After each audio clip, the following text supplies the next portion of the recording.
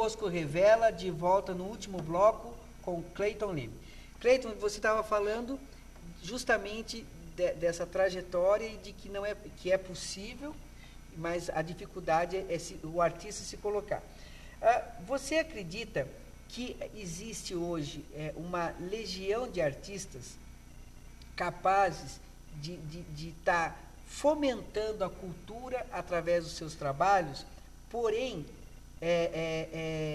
sem estar sendo incentivado? Já fiz mais ou menos essa pergunta, mas sem estar sendo incentivado pelas leis de cultura, ou você acredita piamente nas leis de cultura?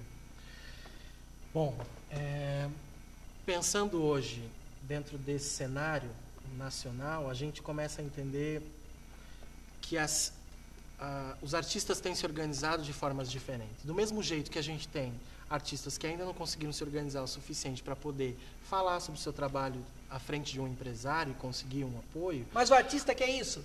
Às vezes quer. Na maioria das vezes quer. Porque ele, às vezes, acaba enxergando como única possibilidade. Mas ele quer falar sobre o trabalho dele ou ele quer executar? Não. Ele quer, na verdade, dinheiro para fazer seu trabalho acontecer. E aí ele enxerga isso como uma das únicas possibilidades. Agora, do mesmo jeito que tem gente que não se preparou, tem gente que se especializou. E aí são esses que a gente vê levando os milhões de Petrobras, de inúmeras outras multinacionais. Você acaba recebendo muitos milhões para poder desenvolver o seu trabalho. Esses se especializaram. Às vezes aprenderam a falar tanto sobre o seu trabalho que não sobrou mais espaço para ninguém outro. Mas isso que porque a empresa vê tanta segurança no discurso dele que ela não quer arriscar com o outro. Mas aí, será que a empresa vê tanto apoio naquele discurso, ou existe aí uma máquina já certeira daquilo que vai... Sim, porque agrega valor para a marca dele, ele ganha, ele fica bem visto, que investe em qualidade de vida. Sim, mas será que por trás disso já não tem quem aprova, quem vai captar? Sim, já tudo isso assim, também já se criou, já não é uma corrente? Criou uma máquina já, né? Mas nesse tempo que eu digo, que isso foi se formando, essas pessoas sacaram qual era a bola da vez e se especializaram nisso. E hoje são as que levam a maior verba para poder fazer isso. Agora, não acredito nas leis como o único caminho. Na verdade, o edital hoje, né, os editais que a gente conhece, não são os mais incríveis, mas são talvez os mais eficientes que a gente conseguiu estruturar na vida moderna, né? Os governos não conseguem trabalhar de outro jeito. Eles não conseguiram ainda inventar uma outra coisa que pudesse substituir mais eficiente do que essa questão do edital. Nem entrando na questão se é justo ou se não é justo. Mas hoje é o que funciona ainda. Porém, é importante a gente perceber que existem outros modos de organização que estão acontecendo por aí. Hoje em dia a gente tem visto vários coletivos se formando, grupos que se desenvolvem trabalhando não na resistência, mas no outro caminho, seguindo outro viés. Então, assim, nem é para fazer propaganda, mas existem, por exemplo, na região de Sorocaba existe o Rasgada Coletiva, existe o Castelo Fora do Eixo, que é uma marca agora nacional que surgiu no Brasil e que agora tem uma sede aqui em Sorocaba também.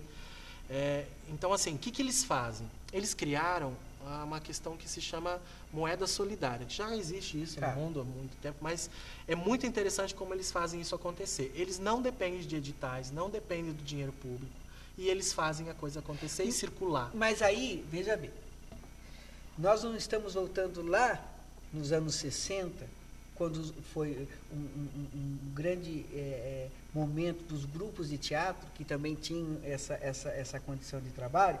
Mas veja bem,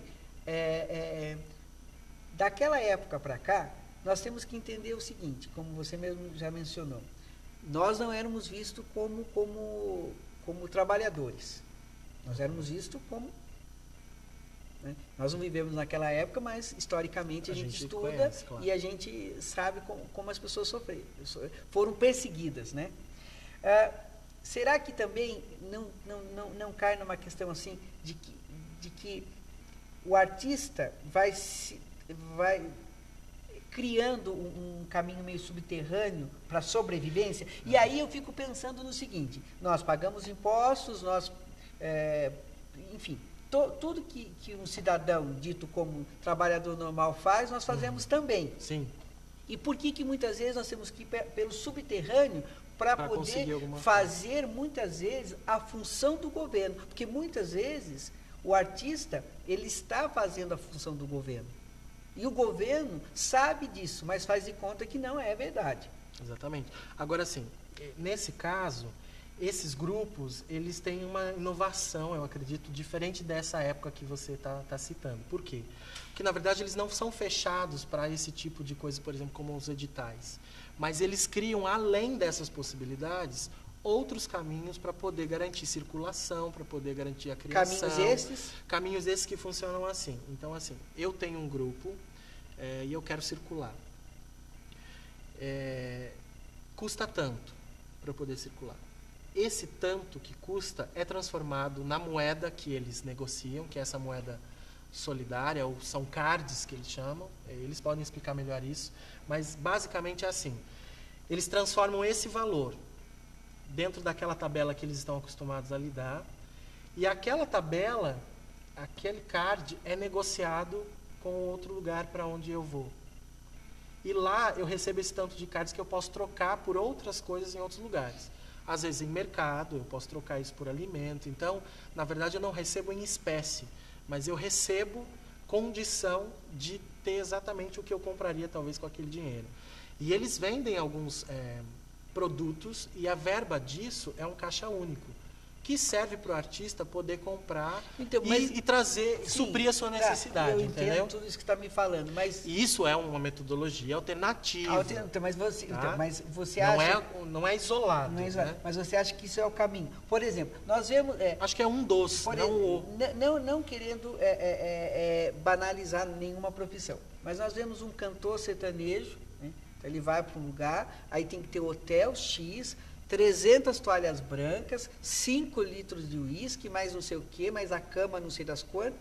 E aí, o artista de teatro ou de dança que foi lá, que pesquisou, que fez e aconteceu, e que faz um trabalho, muitas vezes, mundialmente conhecido, muito mais do que aquele que só faz sucesso no Brasil cantando, precisa muitas vezes fazer a moeda de troca. Então, é isso que... E um dos papéis do Estado é entender isso, Júnior, que é exatamente ele fazer a mediação do mercado. O que ele tem que fazer?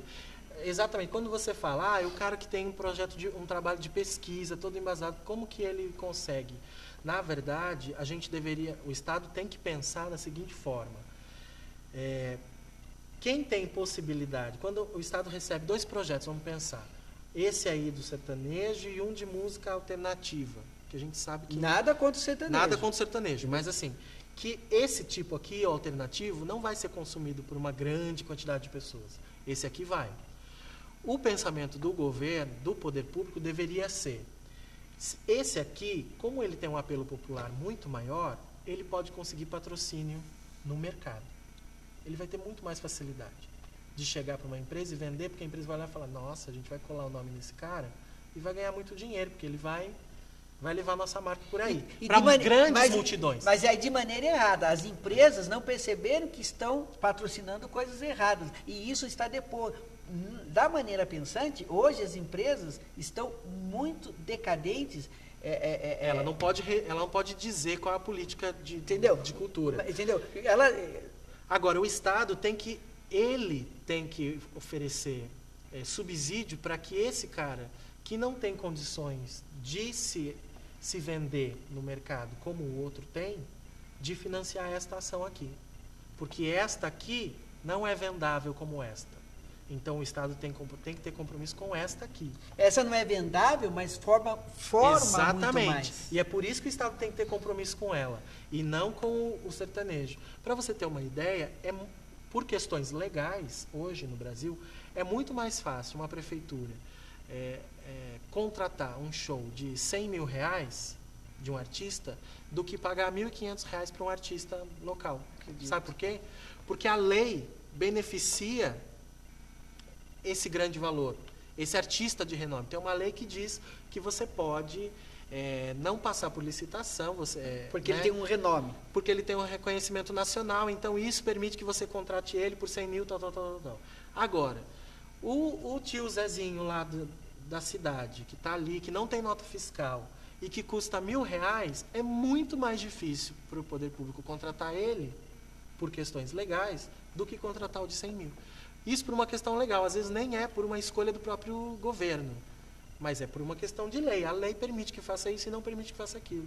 E às vezes as pessoas não entendem, falam assim, mas como que você contrata alguém que custa tanto, tem dinheiro para contratar isso e não paga?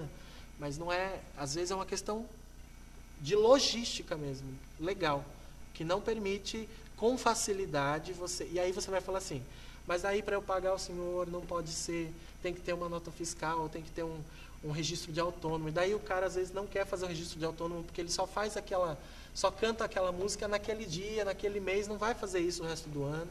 Então é muito difícil isso. Ainda nós não temos uma política adequada para poder oferecer sustentabilidade para a nossa profissão. Mas quem pode dizer e brigar como tem que ser o artista. Senão a gente vai ficar deixando que outras pessoas digam como tem que ser. E é o que tem acontecido até hoje. Por isso que a gente não tem ainda uma estruturação mais coerente com aquilo que a gente precisa de verdade. E você acredita que o artista está chegando num patamar que ele vai poder brigar, que ele vai poder se colocar? Eu acredito porque em Votorantim, por exemplo, nós estamos investindo muita informação. E quando passa por esse lugar da formação, a gente discute também essas questões. Agora, é óbvio que isso também muda quando os secretários de cultura municipais, quando os secretários de cultura estaduais e quando o Ministério da Cultura trabalham para poder propor para a população outro tipo de ação que não seja só o evento, que não seja só o show. O show não forma esse tipo de artista ou de pessoa sensível que vai brigar pela formação de uma política cultural adequada e coerente. Agora, quando a gente coloca cursos de formação continuada, fóruns de debate, conferências municipais de cultura para discutir esse tipo de coisa, aí a gente está formando gente que vai ter estrutura para poder brigar por isso, né? São esses espaços de participação. Eu fico pensando muito, Júnior, eu não acredito em mágica, mas eu acredito na construção. Acredito em sonho que não cai do céu, mas sonho que é assim, você sonha e constrói um caminho concreto para chegar nesse lugar. Então, o artista hoje, se ele continuar a não querer pensar sobre isso, a gente não vai mudar nada. Mas se a gente conseguir agregar um monte de artista comprometido com o seu trabalho, acima de tudo, e como esse trabalho vai estar sendo compartilhado com o mundo, aí eu acredito que a gente vai melhorar. Nem acho que a gente vai chegar num lugar de felicidade absoluta porque conseguimos todas as coisas. Não acho. Acho que o artista, ele sempre é o cara que propõe o olhar inverso, o caminho inverso, e se a gente tiver esse estado de tranquilidade, eu acho que a gente vai perder um pouco a função. Estamos aqui com o Cleiton, que vocês perceberam que entende a cultura, entende a necessidade da cultura, coloca em xeque, muitas vezes, a questão pública, a questão do empresariado, e coloca como uma reflexão que a cultura deve ser inserida para um povo, porque dentro dessa cultura e dentro desse povo está a verdadeira característica. Por isso, pense, reflita. E se você pode investir, invista no artista da sua região, invista no artista da sua cidade. Procure promover a arte com a cidadania e faça do país um Brasil e um Brasil melhor. Cleiton, obrigado. Foi muito bom estar aqui com você. Prazer imenso. E até o nosso próximo encontro.